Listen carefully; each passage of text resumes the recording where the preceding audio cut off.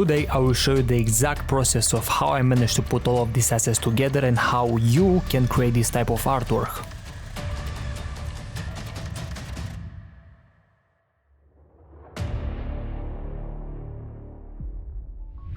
The idea for this video came to my mind after rewatching a movie called Mugen Train, which is basically part of an anime called Demon Slayer. I didn't want to go and do something very similar to what happens in the movie, but instead took only the train that is in motion and make my own version of it.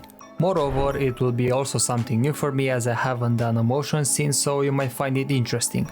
That being said, I won't waste you any more time and I will see you in Photoshop. First, I'm gonna remove the sky from this image, and I will do it by selecting the mountain with the quick selection tool. Then go and click on the mask icon, and now, because it is gone, I can add one myself later. The second image I will use in the background, also remove the sky and put it in place.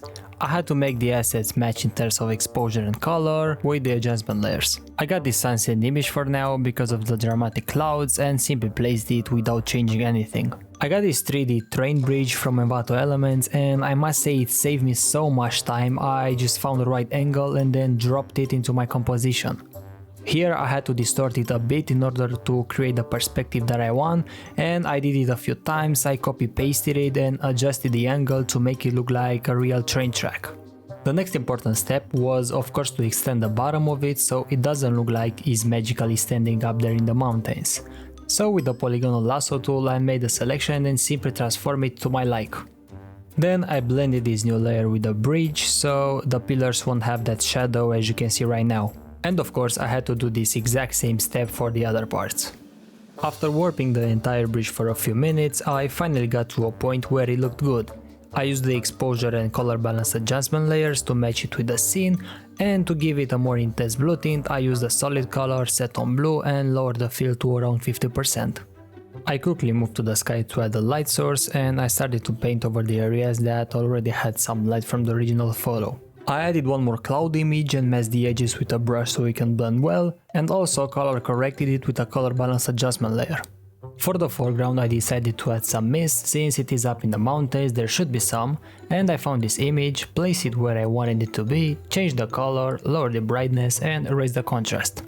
Then I did this one more time because it felt like it needed more, warped the image to my like, and here is how it looks. Now it was time to add the train. For that I got this 3D container also from Envato Elements, and I worked on the perspective for a few minutes, then quickly moved to add one more, which also needed some work, but in the end it looks as I expected. I lowered the exposure for those two containers, and then I used the color balance adjustment layer to give them a blue tint.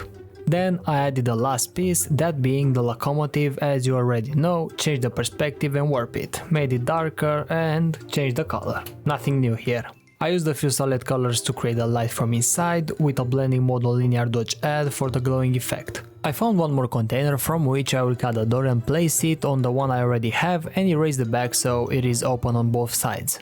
I got this light bulb from Envato Elements as well, used the puppet work to bend it, mask this spark and then paint some lights using a solid color on linear dodge add.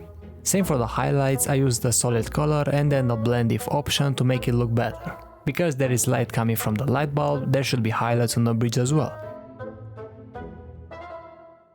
Now it's time to add overlays.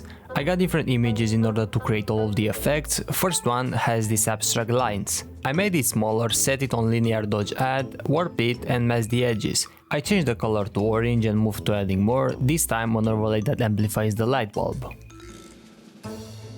Before adding another image, I painted more mist on the composition because later on it will help me a lot with the blending process. This Aurora overlay will be the main focus of the train, so I warped it and erased some parts as I do every time. Then I used a solid color to add a bit of glow to it. Since from now on I will pretty much work on overlays and stuff that don't require any explanation, the next segment will be made as a speed art. If you made it so far into the video, make sure to comment down below your thoughts. If you like it, and also subscribe if you consider doing so.